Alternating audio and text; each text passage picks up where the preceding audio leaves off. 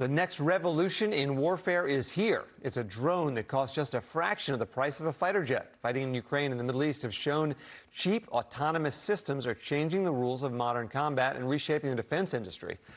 Jack, you can close the Strait of Hormuz with a drone, so suddenly the F-35, these great aircraft carriers, they look a little less invincible. You can make a kamikaze drone for the price of dinner in a movie that can take out your $5 million battle tank. So that's going to upend some of the underpinnings of defense investing. Our colleague Al Root did a story on this for Barron's. He mentioned a competition back in February at Fort Benning, Georgia. They wanted to find cheap one-way attack drones that could be fielded by U.S. soldiers.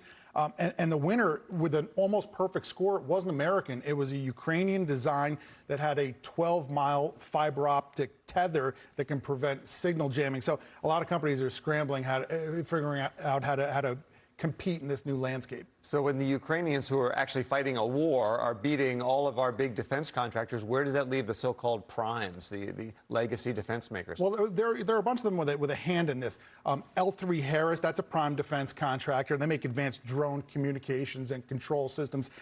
They have a drone killer kit that can be mounted on the back of a pickup truck. It's called, Jack, Vehicle Agnostic Modular Palletized ISR Rocket Equipment, or you just say vampire for that one. That increased my insurance rates? No. And there's a company called Kratos Defense and Security Systems. They have an experimental drone called Valkyrie that can fly the distance from New York to California and drop a bomb. Well, defense stocks have actually underperformed since the start of the Iran war. I guess it's a little bit of buy the rumor, sell the news. I think so, yeah. So our story looked at new companies as well as the old ones. Teresa, one of the interesting screens here was the writer Al Root said he's only going to look at companies that have been battle tested, basically in Ukraine. What of those companies caught your eye? So Aerovent is one. It's one of the first U.S. companies in this space. The Raven and Puma drones have been proven in battle in Ukraine. And they also make anti-drone technology as well. That can be anything from radar jamming to cheap interceptors. They're going to have about $2 billion in sales this year. And then we have Red Cat, which makes maritime drones, which is also, their maritime drone is actually based on Ukrainian technology. And they have drones that can work even without GPS. In the water, in the air, like the Marines.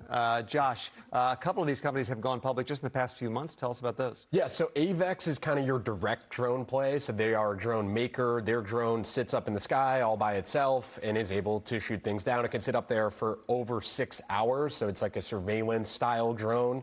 And the difference with AVEX is, for one, they're already profitable. Not every company is going to be profitable that we talk about. But AVEX is roughly 50% though of their sales, of their $600 million they're expected to do in 2026, comes from Ukraine.